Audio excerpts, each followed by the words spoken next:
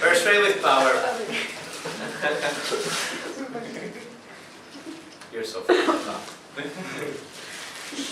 I wasn't really sure what the CC manual was talking about when he referred to power, so I put more focus on the first part of the sentence. Persuade. Persuade, convince, appeal, they are all concepts that refer to the same idea. Sell. Today's speech is about me selling you guys something. Piece of cake, right? Not for me. In my life, I've never been able to sell anything. A career in sales is for me a challenge compared only to climbing Mount Everest. But you know what? Challenge accepted. I know that this is going to be a complete failure, but I don't care. I accept the challenge. And not only that, I'm going to take it to the next level. I'm going to improvise this speech. Today, I'm going to try to sell you something related to the word of the day that was just posted a few minutes ago. Imagine. Imagine we are in the 90s. Imagine that you're traveling. Imagine that you're on the road. Your destination is a remote town deep into the rural Spain. A town that nobody else knows but the people who live in it. How do you get there? Remember, we're in the 90s, so you have maps, you have signs, and you have people to ask. So, more or less, you can get there. Is this really a problem? Yes. Yes, because it takes you 2 hours more than you expected to get there. In fact, statistics from '98 showed that 83% of road travelers were dissatisfied with their navigation experience, and 87% affirmed to have arrived later than they expected. Why should you care about this? Why do I care about this? Because back in the 90s, when I imagined the whole picture, I really don't have to imagine. I was there. I was a kid sitting in the back seat. I could see my parents arguing all the time about how to get to our destination, trying to read the map like this, like that, seeing the signs, but it says Torremelar over there. No, but the map says here. But it's the next exit. No, it's this exit. And arguing and arguing and arguing. And then you stop to ask, and the person doesn't know the town because it's a shitty town in the middle of nowhere. Nobody knows about it.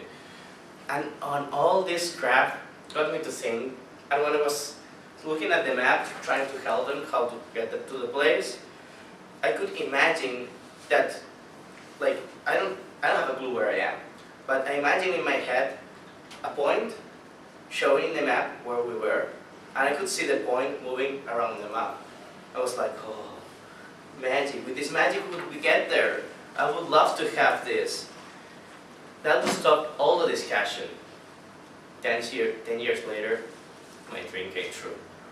Global positioning systems and navigation systems were invented and made available to the general public. GPS technology.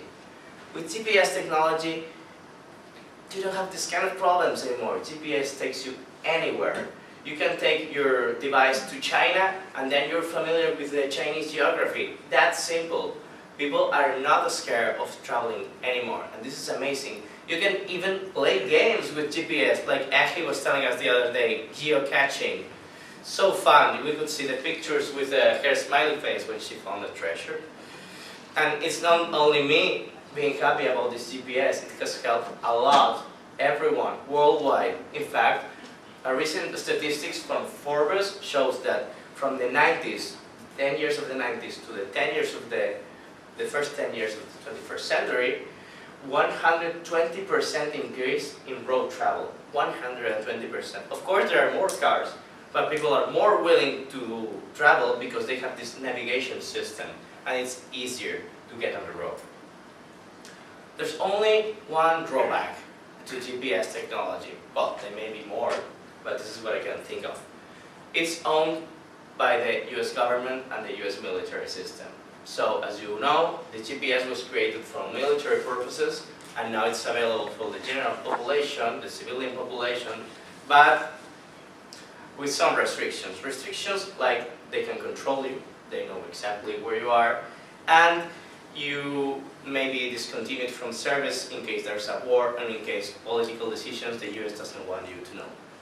So what I'm bringing you to this table and trying to sell to you is the new network of communication, of navigation, which is the Galileo network.